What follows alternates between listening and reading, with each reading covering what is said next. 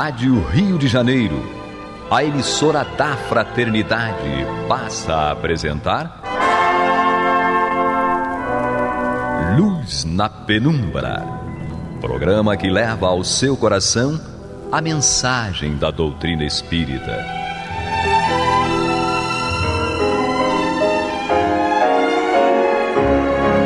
E com vocês, Eduardo Araújo, para o estudo de O Livro dos Médiuns, da obra codificada por Allan Kardec. Olá, prezados amigos da Rádio Rio de Janeiro, sejam todos muito bem-vindos. Estamos entrando no ar para juntos estudarmos o Livro dos Médiuns de Allan Kardec no programa Luz na Penumbra. Comigo, Eduardo Araújo, com ela, Maria de Fátima Miranda. Que Jesus nos conduza. Com ele, desesperado, foi fazer não sei o que lá fora, voltou correndo, foi tomar remédio. O que é isso aí, Paulo? Foi tomar própolis. Então, Paulo Renato com própolis, seja bem-vindo. Obrigado, Deus nos abençoe. O própolis é bom pra quê, Paulo Renato? Eu coloco na garganta quando tá irritado. Funciona bem? Pra mim funciona, eu gosto. Então, tá bom, dicas de Paulo Renato aí, Bangu com tá própolis. Muito frio. Bangu tá muito frio. Tá muito frio. Vamos dar continuidade ao nosso estudo. Semana passada o povo ficou com a cabeça perturbada, porque o Paulo Renato fica com essas teorias dele aí, complexas, e a Miranda, né? Porque falamos sobre os fenômenos de transporte, né?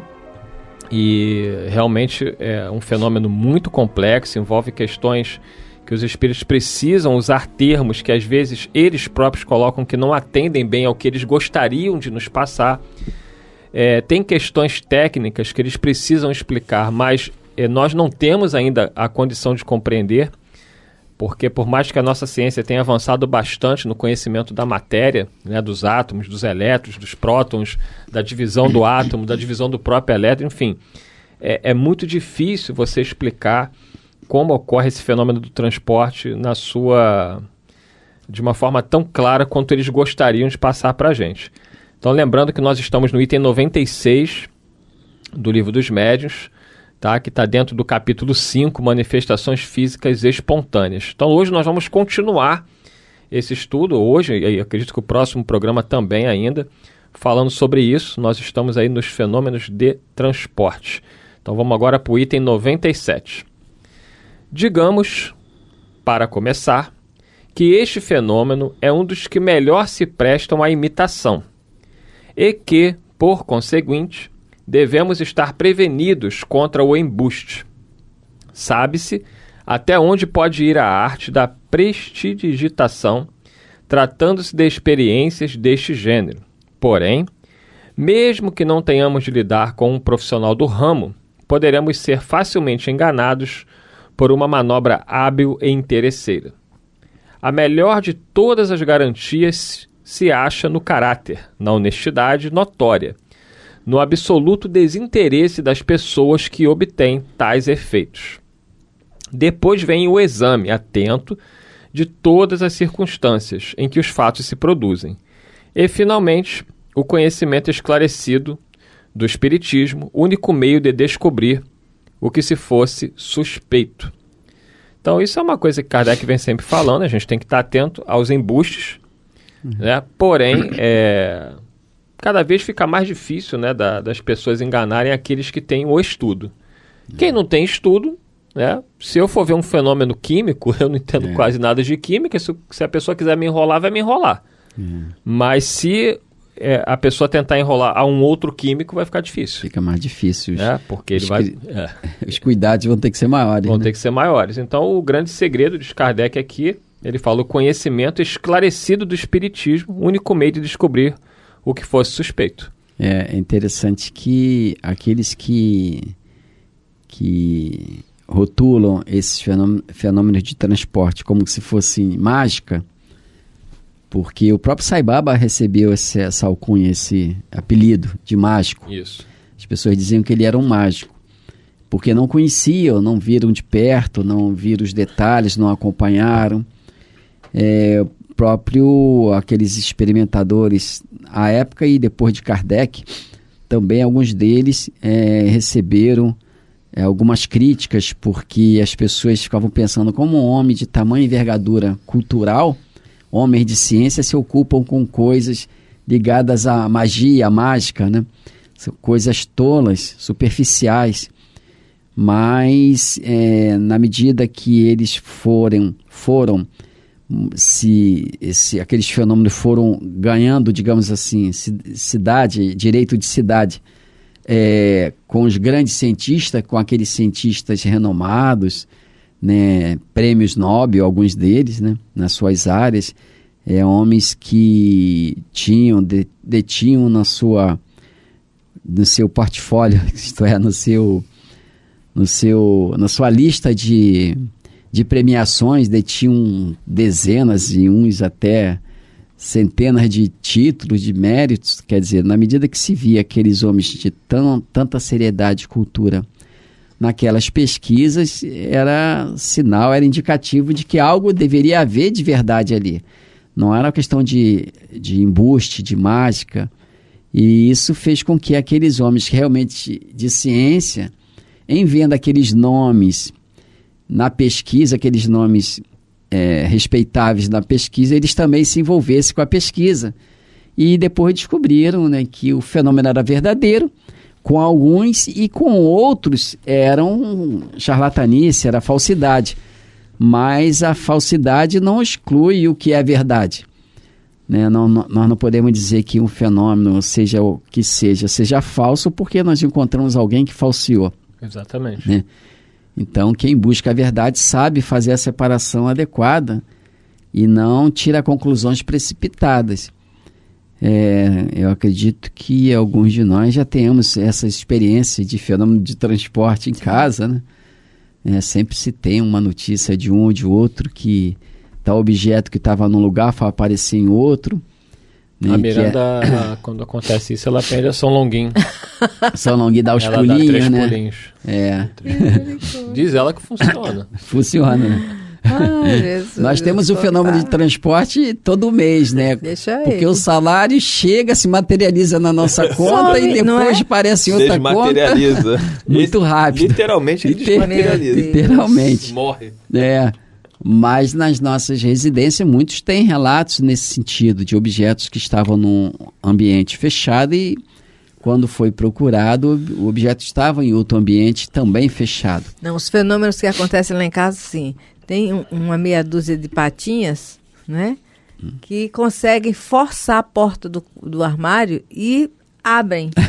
Então, quando elas entram no armário, acontece fenômeno. Nunca sei. Olha, as roupas arrumadas ficam todas. Mas são fenômenos interessantes. Só relembrando que não há desmaterialização real. Sim. Apesar de alguns espíritos, como o próprio André Luiz, usarem o termo desmaterialização, mas não nesse sentido. Isso. Né, de desagregação da matéria. Como você falou, até é uma preocupação de Kardec, o uso de um termo que pode ter outro significado, às vezes dá uma interpretação errada num fato novo. Por isso que Kardec cunhou algumas palavras lá, perispírito, espiritismo, para designar coisas novas, dizia ele. E mesmo assim era difícil, porque ele tentava às vezes entender e os espíritos explicavam, olha, o termo que vocês têm não atende aquilo que a gente precisaria explicar. Várias vezes no Livro dos Espíritos eles usam isso. Eles dizem até que a gente estudasse o conjunto e não se atesse à questão das palavras. Eles chegam a falar miserável questão de palavras. Isso. Acho que já estavam sem paciência já. Porque é muito difícil você descrever algo que não tem vocabulário para ser descrito. Tem recurso aqui, né? Como é que vai ser? Faz, né? Então você acaba tendo que usar de palavras que tem duplo sentido, às vezes até mais de 2 sentidos. Igual o termo odiar, né, que está no Evangelho. Dizem que em hebreu, acho que é hebreu, o termo não tinha esse caráter que nós damos hoje, porque segundo consta, aquele idioma não tinha aquela questão de mais e menos, quer dizer, você ama mais, você ama menos, né? Era só a questão amor. Né? E a gente fala que odeia mais, odeia menos, ama mais, ama menos, mas o sentido que Jesus queria dar, segundo alguns estudiosos, aquela palavra de odiar é o sentido de amar menos e não de ter um sentimento contrário ao amor. Então são termos que a gente vai se confundindo com eles e às vezes perde a essência, se perde da essência, né? E a gente acaba ficando com a expressão que é inadequada, no caso aqui, que é da materialização. Na verdade, nós repetimos que falamos de outra feita. Nem o espírito, nem nós encarnados estamos materializados no corpo. Nós aqui aparecemos nos manifestamos aqui. Pelaquela situação que o próprio André Luiz relata lá no Missionário da Luz, né? Na reencarnação de Segismundo. Vamos dar continuidade, então, você que está chegando agora. Fala, lembrando desses espaços intermoleculares, né? Que deve ser algo através deles que foge totalmente. Que a física quântica está se debruçando aí. Tem agora o plasma, né? A tal do plasma, que justificaria essa questão aí de manipulação de uma matéria que nós não conhecemos. Tem aquela ideia de campo de Einstein. Quer dizer, o fato é que não existe nada sólido no universo. Absolutamente nada é sólido no universo, né? Einstein, matéria e energia. Né? Quer dizer, em todos tudo que é a construção, tudo que existe tem espaços intercelulares. E por esses espaços, outras energias se infiltram, digamos assim, para formarem novas combinações, né? E daí gerarem novas formas. Tornarem aquilo que é visível invisível e tornar o que é invisível visível. Jesus. A época de Kardec, você sabia dos estados da matéria como sólido, líquido e gasoso. Né? E os espíritos falam para Kardec, já naquele momento, que a matéria existia em estados que nós desconhecíamos. E você vê que hoje em dia aí você tem 7 ou 8 estados da matéria. Há cientistas que falam até em mais, né, dependendo da situação. Então, a ciência vai progredindo, né? Discutir a parte científica da doutrina é interessante? Mas se a gente ficar preso a isso, a gente vai se confundir mais do que agregar, porque assim, o próprio conhecimento humano ainda é muito limitado, né, em relação à questão da matéria. Essas questões que você se referiu, a questão 22 do Livro dos Espíritos, Espírito e Matéria, define-se geralmente a matéria como sendo, quer dizer, define-se geralmente o que tem extensão, o que é capaz de nos impressionar os sentidos, o que é impenetrável. São exatas essas definições? Aí a resposta: do vosso ponto de vista, elas o são, porque não falais senão do que conheceis. Mas a matéria existe em estados que ignorais. Pode ser, por exemplo, tão etérea e sutil que nenhuma impressão vos cause aos sentidos. Contudo, é sempre matéria. Para vós, porém, não o seria. Aí ele vem com outras questões muito interessantes para serem estudadas, meditadas sobre ela com calma, com tranquilidade. Mas eu estou lembrando aqui daquele filme que passava na televisão, O Homem Invisível. Não é? Homem Invisível. Interessante. Ele aparecia, desaparecia. Ele já tinha noção do materialização e desmaterialização. Para você ver, né? O fato é que nós estamos aprendendo a raciocinar sobre a vida material de uma outra forma. E isso é muito bom, porque nós vamos verificar que as nossas conclusões de hoje não são as mais exatas, mas nós vamos adquirir capacidade de raciocínio, digamos, abstrato, que vai nos servir para outras coisas. Na verdade, a gente está no exercício, mas não para atingir o objetivo que nós planejamos, mas para adquirir valores para um outro campo de aprendizado que nós não percebemos. Isso. Até para aprendermos a nível material, não valorizarmos tanto o transitório. Você vê que na questão 28, que você estava comentando, né, os espíritos falam para Kardec na resposta. Kardec estava falando sobre o espírito, a matéria, matéria inerte, matéria inteligente, tentando usar termos mais claros. E aí os espíritos falam para Kardec: as palavras pouco nos importam. Cabe a vós formular a vossa linguagem de maneira a vos entenderdes. Então, quando André Luiz usa o termo desmaterializar e Erastes não usa esse termo, porque eles estão falando a mesma coisa, só que de maneiras diferentes. E aí a palavra é que confunde. Porque dependendo de como você entende o desmaterializar, você vai dizer que Erastes está errado ou que o André Luiz está errado. E aí gerou a controvérsia. E aí ele diz aqui, complementando para Kardec, ele fala: as vossas controvérsias provêm quase sempre de não vos entenderdes sobre as palavras, visto que a vossa linguagem é incompleta para exprimir as coisas que não ferem os vossos sentidos. Essa é a questão, está aí. Isso. E a gente aqui está tentando buscar um entendimento de que tanto o que Erasto coloca como o que o André Luiz coloca está correto. O problema é a palavra que está sendo usada que gera uma interpretação. Isso, o importante é entender diferente. O conceito. O conceito, é isso aí. Não o significado momentâneo. O próprio Emmanuel, por exemplo, quando faz comentários, às vezes, sobre o Evangelho, sobre as passagens das cartas de Paulo, eu observo que ele faz comentários sem fazer nenhuma retificação, sem dar nenhuma nota, digamos, retificadora àquelas informações do Evangelho ou das cartas de Paulo. Mas nós encontramos muitas vezes perguntas dirigidas a Emmanuel, através do Chico, no livro Consolador, por exemplo, que Emmanuel dá um ou outro retoque no que diz respeito às palavras. Então, Emmanuel sempre fala que ele não veio corrigir o vocabulário humano, nem retificar a ciência humana. Ele veio se utilizar dos termos humanos, dos termos da ciência, do conhecimento humano, para trazer aquilo que é fundamental.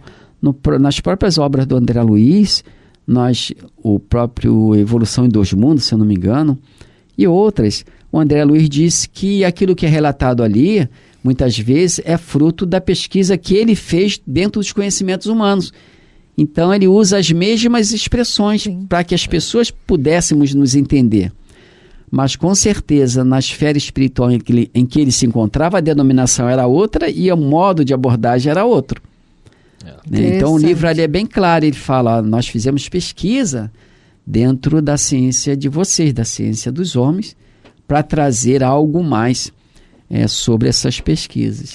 Ele também testa esclarecimentos quando ele vai na introdução do livro, A Caminho da Luz, porque ele vai tratar de assuntos que a história humana não consegue alcançar ainda, mas ele também não quer contradizê-la, não é? E aí nós ficamos observando, estamos falando desse tema transporte, que estava refletindo. Nós não fazemos ideia, lemos, pensamos que entendemos, mas não fazemos ideia quando ele fala desses espíritos puros que compõem a comunidade, que dirige o sistema, quando eles, com a força do pensamento, deslocam uma bola de fogo incandescente da nebulosa solar e colocam numa órbita específica para compor o sistema, girando em torno de um circuito magnético que, a gente não faz nem ideia do que é isso. E uma outra questão interessante também, nessa linha de raciocínio da Miranda, é essa questão do Livro dos Espíritos, quando fala assim, deixa eu ver aqui, quando ele fala sobre a questão dos mundos, eu não estou achando aqui, mas quando ele pergunta se o mundo material poderia deixar de existir sem que afetasse o mundo material, que o mundo material poderia deixar de existir sem que isso afetasse o mundo espiritual. E os espíritos dizem que sim. Deixa eu ver. Tá aqui a questão... O mundo corporal 86. Questão... Quer ler? Não, pode ler. O mundo corporal poderia deixar de existir ou nunca ter existido sem que isso alterasse a essência do mundo espírita? Quer dizer, são questões, ele responde de certo, são questões que merecem fazer relacionamentos. Nós precisamos estudar com calma a obra básica para poder fazer as relações necessárias para uma maior compreensão, para uma melhor compreensão, não para chegar a uma resposta definitiva. Ele também fala isso na introdução. Ele fala aqui na introdução do Livro dos Espíritos: o mundo corpóreo é secundário, poderia deixar de existir ou não ter existido jamais, sem alterar a essência do mundo espiritual. Então, aí a gente fica pensando... Está no item 6 da introdução. 6, a gente fica pensando, o mundo espiritual existe porque a Terra existe, né? Mas os espíritos disseram ao contrário, né? E disseram, não, o que primeiro existe é o mundo espiritual, depois surgiu a Terra. É verdade. Exatamente. E os espíritos dizem para nós, através aí das obras, da própria obra básica, que o André Luiz mostra muito bem isso. Ele diz que quem estrutura, quem dá ordem, disciplina e mantém a matéria organizada em qualquer nível de existência da matéria é o espírito. O espírito aí, aquele espírito considerado por Kardec das questões 1 a 75, mais ou menos, do Livro dos Espíritos. Porque a 76 Kardec já coloca o espírito aí como individualidade, né? Como essas personalidades que nós somos.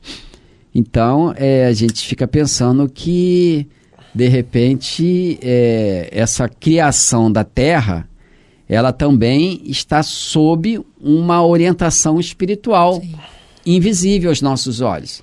Assim como o espírito, princípio inteligente, organiza a matéria, quer dizer, matéria como nós conhecemos, assim como ele, entre aspas, prende os átomos a si, para dar uma forma, claro, com a ajuda das entidades angélicas e tal.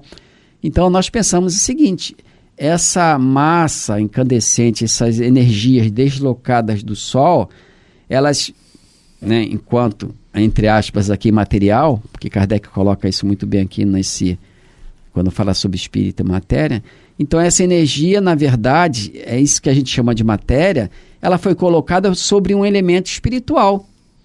Esse elemento espiritual construiu, a princípio, um mundo espiritual, que a partir dele se estendeu numa graduação de matéria que nós conhecemos hoje como o nosso mundo material, que é a energia condensada, né? A matéria, como nós entendemos, seria essa energia chamada condensada.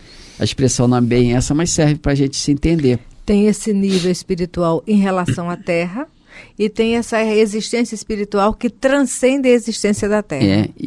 Possivelmente esse mundo espiritual, da qual nós viemos e teremos que voltar daqui a bastante tempo, possivelmente ele está dentro de uma outra estrutura, sim, mais invisível ainda, inclusive para as entidades espirituais que lá estão. E essa estrutura material, que é o nosso corpo físico e o mundo que habitamos grosseiramente, é parte de um processo evolutivo para nos capacitar a habitar esse outro, com um nível de consciência desperto. Isso. Quer dizer, a questão é mais complicada do que parece. Mas é importante a gente não... Eu só levantei essa questão não para a gente discutir em si. É bom, sabe por quê? Porque quando nós estudávamos, ainda continuo aprendendo minimamente. Mas quando nós estudávamos com Marco Aurélio lá na CEF, Evolução em Dois Mundos, eu ficava assim, que nem sapo admirando a lua, sabe? Balançando perninha assim, molhando a pontinha da patinha do pezinho na lagoa. Mas depois, aí eu ouvi o Dr. Jorge André, as coisas começaram a ter uma forminha aqui dentro, que eu não sou totalmente alienada, apesar de não compreender muito ainda. Agora, se você fosse prender, ficar tentando entender sobre desmaterialização, desagregação da matéria, esquecer que a gente está aqui para progredir, evoluir moralmente, aí você vai realmente se complicar. Porque... Tem gente que fica preso nisso. Isso. Discutindo isso, se é desmaterialização, se é desagregação. Fica numa monoideia. Se é Erasto que errou, se é André Luiz que errou, e aí fica arrumando confusão, e a vida vai passando e vai chegar no mundo espiritual. Sem amar. O que Emmanuel diz que... Emmanuel chama isso de compra de ilusões. A gente compra uma ilusão e acreditando que é realidade. Né, vive nesses embaraços que os espíritos que nos queiram mal fazem questão de nos prender nisso.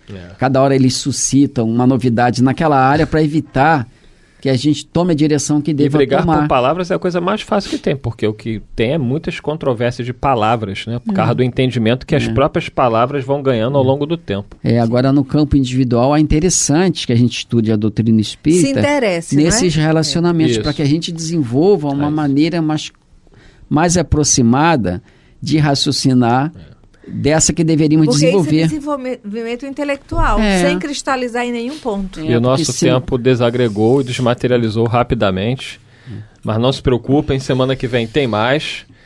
Se Deus quiser e nós não tivermos desagregado ou desmaterializado, estaremos aqui. Muita paz a todos e até o próximo programa. Que Jesus nos conduza. Que Deus nos abençoe. Você está ouvindo o programa Luz na Penumbra.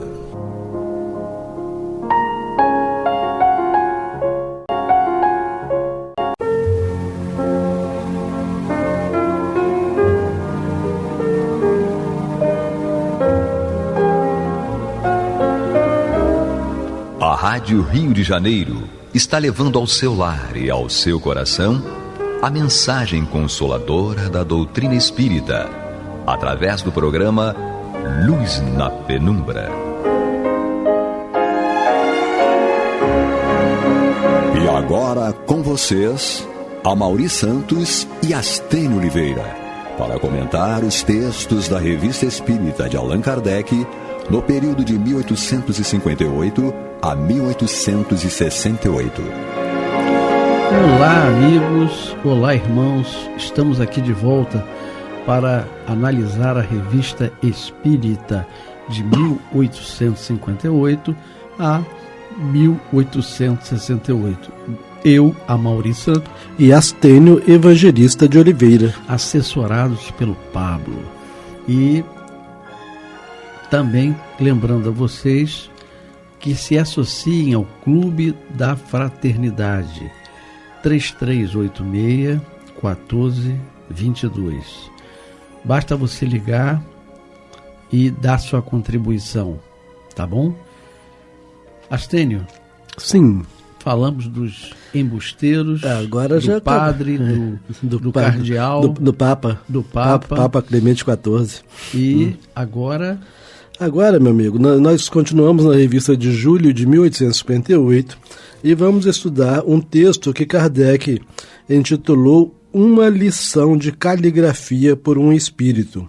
Então, é interessante, né? Porque sim, eu falo assim, existem coisas que a gente só estuda na Revista Espírita, né? Impressionante. E aí fazer uma lição de caligrafia por um espírito. Porque normalmente quando nós recebemos uma mensagem de psicografada, né, de algum espírito que nós conhecemos em vida, a primeira coisa que a gente faz é verificar se a letra aparece, né? Exatamente. E nem sempre a letra precisa aparecer para que seja autêntica a mensagem, né? Mas aí então aqui tem uma lição de caligrafia por um espírito. Aí Kardec diz o seguinte: em geral, os espíritos não são mestres em caligrafia. Isso é verdade, né? Você pega uns garranchos aí, né? Você lembra umas letras grandonas. Você lembra do Chico Xavier? As letras eram enormes. Sim, né? Letras garrafais mesmo, né? Normalmente o que a gente vê por aí, você pede uma, por exemplo, na Federação Espírita Brasileira, eles, pelo menos a daqui do Rio de Janeiro, ela prescreve, quer dizer, recebe receitas, né? Você deixa lá seus dados, tá? O nome, endereço, etc. E aí depois você busca a receita com homeopatia. E as letras são... Que nem o farmacêutico a própria federação já escreve embaixo do nome colocado pelo espírito, coloca qual o nome do remédio, a dosagem, porque se for só pela caligrafia... Vai ter muito erro, né? Que não dá para compreender mesmo, né? Normalmente o próprio médium ele entende com alguma facilidade, né? Obviamente que ele está sob a assistência do próprio espírito que escreveu, né? Então, Kardec fala o seguinte: em geral, os espíritos não são mestres em caligrafia, pois ordinariamente a escrita do médium não se notabiliza pela elegância, é garrancho mesmo, né? O senhor D, um de nossos médiuns, apresentou a respeito um fenômeno excepcional, isto é, escreveu muito melhor sob a influência dos espíritos do que sob a sua própria inspiração. Ou seja, quando ele escrevia por ele mesmo, era mais garrancho do que quando os espíritos escreviam através dele, né? É isso aí. Ele fala assim, sua escrita normal é péssima, da qual não se envaidece, ele bota entre parênteses, da qual não se envaidece, dizendo que é a de todos os grandes homens. Então, quer dizer, ele brincava com a própria caligrafia dele, dizendo que todos os grandes homens tinham caligrafia ruim, né? Mas isso era o médium brincando, né, com a própria caligrafia. Bom, aí ele toma um caráter especial, muito distinto, conforme o espírito que se comunica. e é sempre a mesma com o mesmo espírito. Tá notando, cara, a informação? Ele fala o seguinte, para cada espírito que se comunica através desse médium, a letra é diferente. E quando volta o mesmo espírito que escreveu antes, a letra é a mesma que escreveu antes, né? Então Kardec considerou um fenômeno excepcional, porque o normal, independentemente do espírito, sai o mesmo tipo de caligrafia, né? Então fala assim, e é sempre a mesma com o mesmo espírito, porém mais nítida, mais legível e mais correta. Com alguns, é uma espécie de escrita inglesa, traçada com certa ousadia. Então a gente vê detalhes incríveis, né? Um dos membros da sociedade, o Dr. V, teve a ideia de evocar um distinto calígrafo, tendo como motivo de observação o estudo da caligrafia. Conhecia então esse membro da sociedade, né? Conhecia um calígrafo desencarnado, né? Então, conhecia um chamado Bertrand, falecido há cerca de 2 anos, com o qual tivemos, numa outra sessão, a conversa que se segue. E aí, então, Kardec agora está conversando com o Bertrand, que havia desencarnado há 2 anos e que tinha sido calígrafo na última existência, né? Aí Kardec fala assim, aí o Kardec informa, a fórmula de evocação, que é aquela fórmula, interrogamos a Deus Todo-Poderoso, etc., né? Então, a fórmula de evocação respondeu, eis-me aqui. Então, o calígrafo estava ali. Onde estáveis quando vos evocamos? Ele responde, já me encontrava perto de vós. Então, é a mesma regrinha de sempre. Né? Quando pensou em evocar... Kardec vai perguntando a espíritos diferenciados, e as respostas são iguais. Isso, né? Então, e a explicação que tem é que quando pensou-se em evocá-lo, ele diz que aqui foi a sugestão do Dr. V, que era membro da sociedade. Quando o Dr. V manifestou numa reunião a sugestão de que fosse evocado esse calígrafo, antes de fazer a sugestão, ele já tinha pensado em fazer a sugestão. Exatamente. E a evocação já estava sendo feita, né? Exatamente. Bom, então já me encontrava perto de vós. Aí a pergunta, sabeis qual o principal objetivo que nos levou a solicitar que viesseis? É super importante a gente aprender com Kardec, né? A gente lembra que aqui o calígrafo desencarnado estava desencarnado há 2 anos.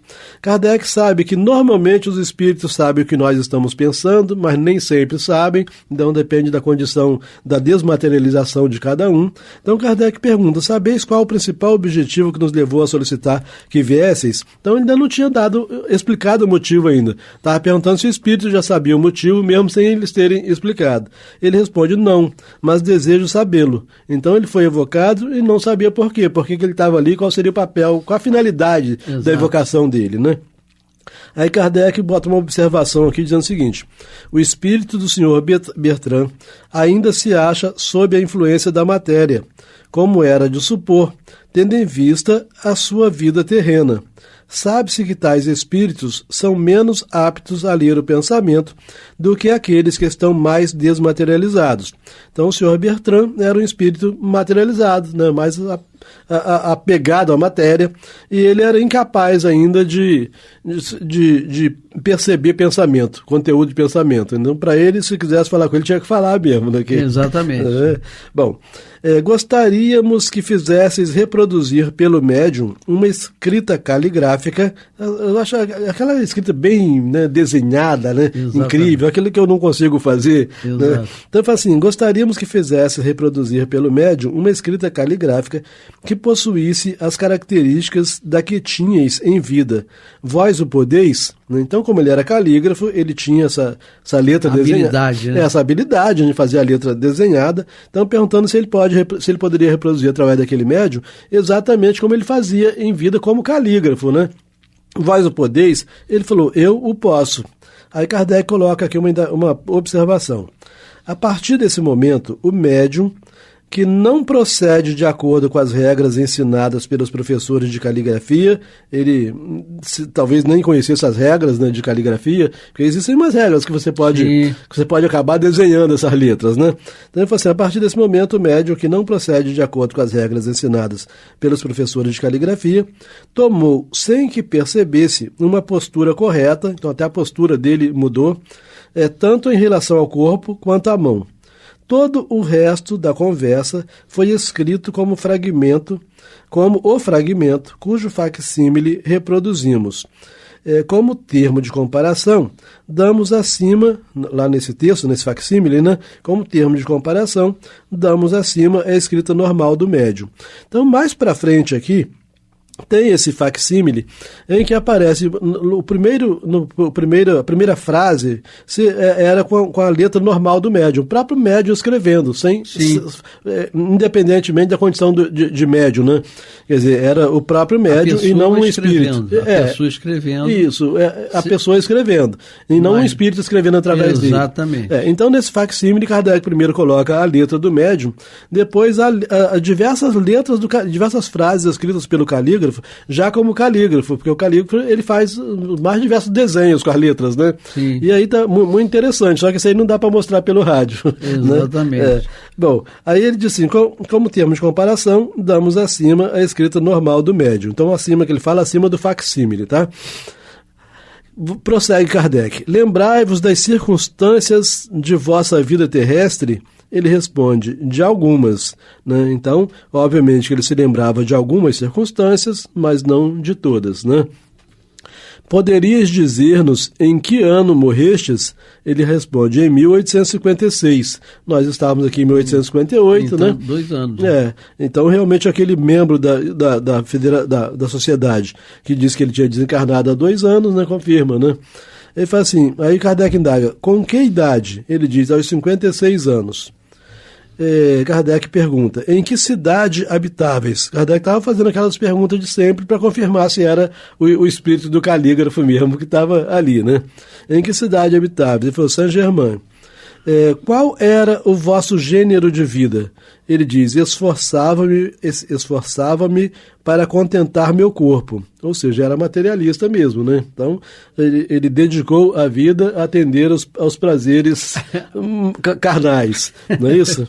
Bom, aí Kardec fala assim, vós vos ocupáveis um pouco das coisas do outro mundo? Ele diz, não muito. Quer dizer, eventualmente, de repente, ia uma missa e tal, né? Mas não muito. Lamentais não pertencer a este mundo, que é o mundo físico, né? Lamentais ter desencarnado? Ele responde assim, lamento não haver empregado bem minha existência. Lamento não haver empregado bem a minha existência. Então ele não estava lamentando não estar mais encarnado, mas estava lamentando não ter aproveitado a encarnação, né, como deveria ser. Sois mais feliz do que na Terra? Indaga Kardec. Então, apesar de ter levado essa vida, ele era mais feliz como desencarnado do que quando era encarnado? Ele diz, não. Então, ele não era mais feliz do que na Terra, né? Não. Sofro pelo bem que não fiz. É interessante, né? A consciência, né? É interessante. Porque ele afirma aqui que ele estava sofrendo, talvez sofrendo mais, pelo bem que ele não fez. Óbvio que se ele não fez e estava sofrendo é porque era bem que ele poderia ter feito, né? Porque se era bem que ele não poderia ter feito, ele não ia sofrer por isso, né? Mas é interessante que ele não fala que ele estava sofrendo pelo mal que ele fez. Muito provavelmente, se ele fez o mal, não foi mal a ponto de causar dor nele, dano, né? De causar sofrimento. Mas ele estava sofrendo pelo bem que ele deixou de fazer. É bom a gente botar a barbinha da gente de molho, né? Para não deixar de fazer o bem. E aí também a gente vê que como aflora a nossa consciência, né? E está naquela pergunta, onde nós percebemos as coisas. Aí lembra da resposta dos espíritos na consciência. Sim. Então, ele já tem a noção de que ele não fez um bem. Nesse caso, a pergunta foi onde está gravada a lei de Deus, né? É isso aí. Isso aí, na consciência. Na consciência. Então, ele tinha plena consciência de que não fez o bem, mas também não fez um grande mal a ponto de prejudicar outras pessoas. Sim. Então aqui Kardec fala assim, que pensais do futuro que vos está reservado? Ele fala assim, penso que tem necessidade de toda a misericórdia de Deus. Sim. Né? Então realmente ele estava incomodado com o tipo de vida que ele teve, quando ele tinha condições de ter tido um tipo de vida diferenciado, né? Aí Kardec indaga, quais são as vossas relações no mundo em que estáis? Ele responde, relações lamentáveis e infelizes, né? Porque, obviamente... Ele era materialista, né? Sim. Então, já que ele conviveu, né, criou relações com espíritos, ou com homens, né, da mesma natureza... Pronto. Os afins. Não ficará na companhia dos anjos depois de desencarnado, né? E aí o Kardec fala assim, quando retornais à Terra, obviamente quando ele fala retornais à Terra, retornais ao plano físico, porque ele estava em algumas esferas espirituais próximas da Terra. Sim. E tal, né? Quando retornais à Terra, há lugares que frequentais de preferência, né? Então, quer dizer, quando ele volta ao plano físico, ele frequenta o quê? Ele vai num clube, ele vai na igreja, ele vai no centro espírita, aonde ele vai, né? Fica dentro de casa, onde ele morava, né? Então, quando retornais à Terra, há lugares que frequentais de preferência, ele responde o seguinte, procuro as almas que se compadecem de minhas penas, ou que oram por mim. Então, realmente, ele estava assim, muito compenetrado do déficit. Tinha consciência. Tinha. E não tinha sido boa bisca. E ter consciência é doloroso, né? Porque o indivíduo sofre, né? Sofre. Quando ainda está endurecido, ele nem sofre, né? Vai sofrer um dia, mas quando não está mais endurecido, que é a situação dele aqui, né, o sofrimento é forte. Vedes as coisas da terra tão claramente como quando... vivis entre nós, né? Então, quer dizer, já que ele vem ao plano físico, né, ele vê do mesmo modo ou altera alguma coisa, a visão das coisas da Terra, né? Ele fala assim, procuro não as vir. Então, como se ele andasse meio desligado das coisas da Terra. Fala assim, procuro não as vir. Se as buscasse, seria mais uma causa de desgostos, né? Então, já que ele usou mal tem consciência disso, isso, né? Então ele se ele tiver contato, ele vai se sentir pior, né? Então ele procurava, é igual como é que é a pessoa que é dependente química e que se conscientiza de que ela precisa se afastar desses ambientes, não pode nem sentir o cheiro de uma bebida, porque a partir daí pode, né, tudo, né, voltar a estaca zero. Então ele estava assim, ele não queria nada que pudesse estimulá-lo os apetites materiais novamente, né? Bom, então Kardec indaga, disse que, quando vivo, eres muito pouco tolerante. É verdade? Então Kardec, obviamente que esse membro que sugeriu evocá-lo o conhecia e deve ter dado essa informação, que ele era muito pouco tolerante, né? Mas é interessante até o modo de Kardec ter perguntado, né? Porque o Kardec deve ter recebido a informação de que ele era muito intolerante, né? Mas Kardec deu uma amenizada, ele era pouco tolerante, né? Tolerante. Para a gente aprender a falar, né? Então ele fala assim, disse que quando vivo eres muito pouco tolerante. É verdade? Aí ele responde o seguinte, eu era muito violento. Né? Sabe? Então, por isso que atrás, quando ele fala que ele sofria mais pelo bem que não fez, eu falei, é interessante que mesmo sendo muito violento, ele não deve ter feito mal a ponto de o mal que ele fez estar incomodando mais do que o bem que ele não fez, né? Eu acho que é uma questão filosófica aqui interessante, né? Exato. Entendeu? Porque mesmo sendo violento, com a violência dele, ele não praticou nenhum ato que fizesse ele se envergonhar mais do que não ter feito bem. Exatamente. Né? Bom, o que pensais do objetivo de nossas reuniões? Das reuniões lá da Sociedade Parisiense de Estudos Espíritas. Ele fala, gostaria muito de havê-las conhecido quando encarnado, ter-me-iam tornado melhor, né? Obviamente ele gostaria muito naquele momento, mas se ele tivesse encarnado e falasse com ele daquelas reuniões, ele ia rir, né? Não ia ter o mínimo interesse. E quando ele observasse que frequentando aquelas reuniões ele não poderia mais gozar tão intensamente das coisas da Terra, ele fugiria daquelas reuniões, né? Bom, aí Kardec indaga, vedes aí, ali nas reuniões, né? Sim. Vedes aí outros espíritos além de vós? Ele responde, sim, mas me sinto bastante confuso diante deles. Então, se ele se sentia confuso, que eram espíritos melhores, né, essa coisa toda, né? Aí Kardec indaga. Kardec se manifesta dizendo: rogamos a Deus que vos guarde em sua santa misericórdia. Até porque ele tinha dito antes que ele precisava da clemência de Deus e tal, né? Rogamos a Deus que vos guarde em sua santa misericórdia. Os sentimentos que acabais de exprimir farão com que encontreis graças diante dele, de Deus, né? E não duvidamos que vos auxiliem o progresso. Então Kardec deu uma força, deu um estímulo, dizendo que o fato dele estar pensando daquele modo agora, queria criar bons raízes, boas novas, né? Na sua vida, se ele continuasse. Poderia melhorar. Sim, poderia progredir. Seria socorrido e daí por diante. Aí ele responde: eu vos agradeço. Deus vos proteja. Então, você vê, eu gosto de ver a pessoa que, sabe, se conscientiza do erro, né, do mal que ainda existe nela, e ela se transforma, né? Ela busca fortemente a transformação. Você vê a expressão dele aqui em relação a Kardec: Deus vos proteja. Isso é uma expressão própria de quem já deu um bom avanço, né? Exatamente. Então ele fala assim: Deus vos proteja, bendito seja por isso. Minha vez chegará também, assim o espero. Quer dizer, então a vez dele chegaria também de ser como Kardec, né, de estar vivendo daquele modo, aquela coisa toda. Aí Kardec traz uma observação, né, e nós, com essa observação, terminamos mais uma vez o programa de hoje, que toda hora acaba o tempo, né?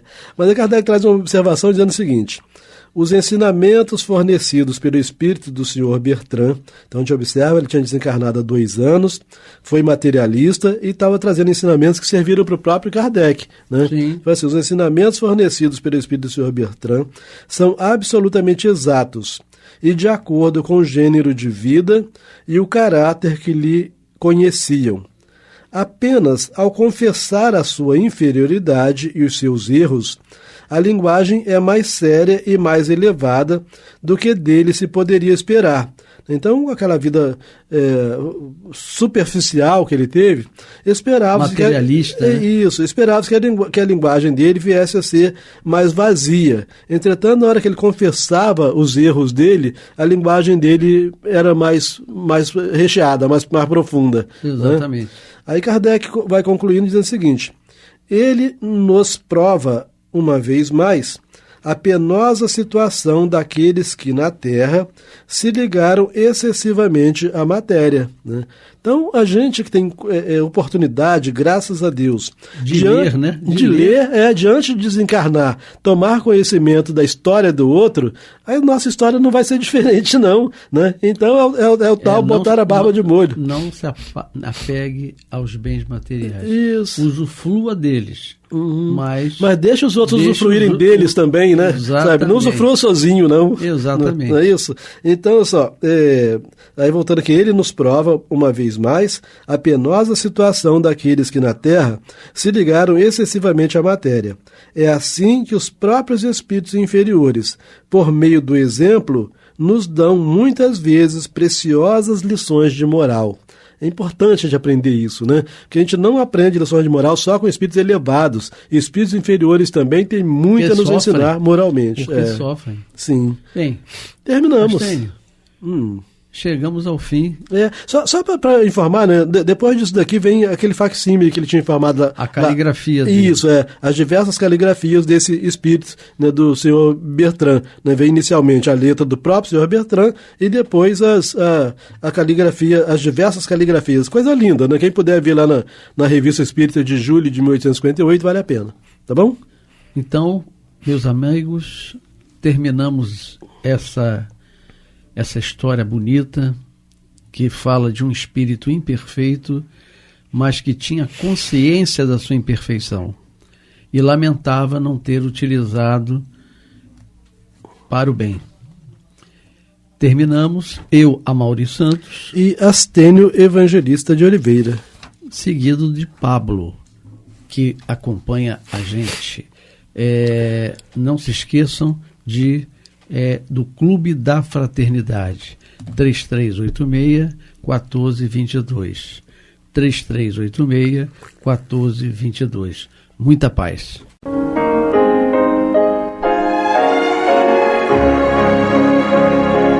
E vamos ouvir agora a prece de encerramento de nosso programa, na voz de Geraldo de Aquino.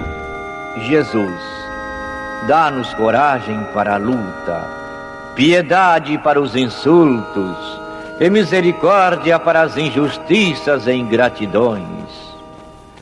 Limpa nossa alma de inveja e ambições mesquinhas, de ódio e de vingança o nosso caminho. E que dentro em pouco, ao recolher-nos de novo ao calor do nosso leito, para que o sono nos dê a paz e o esquecimento das tristezas humanas, possamos sentir, Senhor, no mais íntimo de nosso ser, a doçura indefinível do Teu amor e a grandeza incomparável da Tua divina presença. Que assim seja.